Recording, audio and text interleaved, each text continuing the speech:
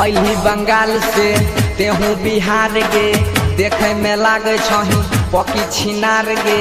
अली बंगाल से तेहू बिहार गे, देखे में लागे छही पकी छिनार गे।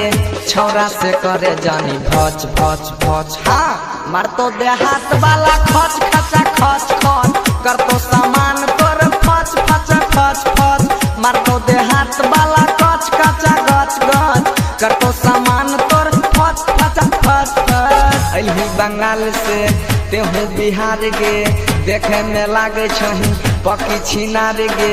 छौरा से करे जानी भच भच भच भच, मार तो देहात वाला खच खचा खच खच, कर तो सामान तोर फच फचा फच फच। मार तो देहात वाला खच खचा खच खच, कर तो सामान तोर फच फचा फच फच।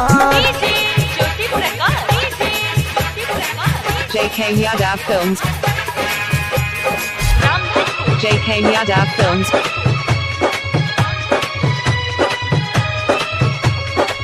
छोटे रे चीज बापा करना गुमान गे, तोरा से बड़ छई हमरो सामान गे। तोरा से बड़ छई हमरो सामान, आए हाय।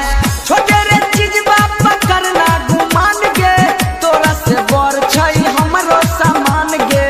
तोरा से बड़ छई हमरो सामान गे। जोगा के राखे नहीं चोली के तारा का, उहे खोजे छे सब छौरा कुमार का। सबके नजरिया से बच बच बच, हाँ मार तो देहात वाला खच खचा खच खच, कर तो सामान तोर फच फचा फच फच। मार तो देहात वाला